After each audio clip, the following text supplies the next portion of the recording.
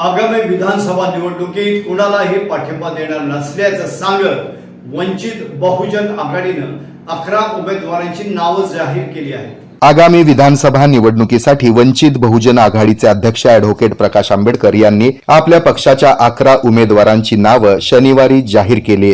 यावेळी कोणत्याही पक्षानं मागितला तरी त्यांना पाठिंबा देणार नसल्याचं त्यांनी स्पष्ट केलंय. ॲडव्होकेट आंबेडकर यांनी भारत आदिवासी पार्टी आणि गोंडवना गणतंत्र पार्टी हे वंचितचे 2 सहयोगी पक्ष असतील अशी माहिती यावेळी दिली. आणि सुनील गायकवाड हे चोपडा मतदारसंघातून, हरीश उईके हे रामटेक मधून उमेदवार असतील असंही त्यांनी जाहीर केलंय.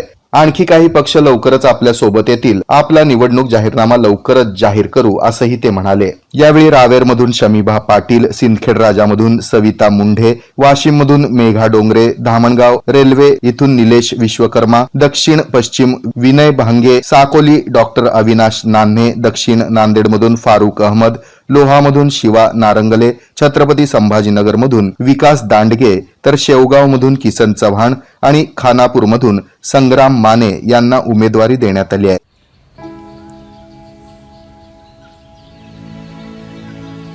तो ग हे कुठून आणला साडी पण वा छान दिसते की.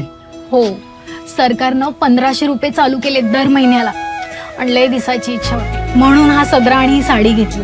आणि पुढच्या महिन्यात परत पैसे आले ना मग छोटीला फ्रॉक आणि आपल्या कपिलेला माळा घेणार आहे. बर, राज्यातील भगिनींच्या सन्मानार्थ महाराष्ट्र शासनाची मुख्यमंत्री माझी लाडकी बहीण योजना महाराष्ट्रातील प्रत्येक पात्र महिलेच्या बँक खात्यात दर महिना 1500 रुपये जमा होणार. सन्मान बहिणींचा, सन्मान महाराष्ट्राचा.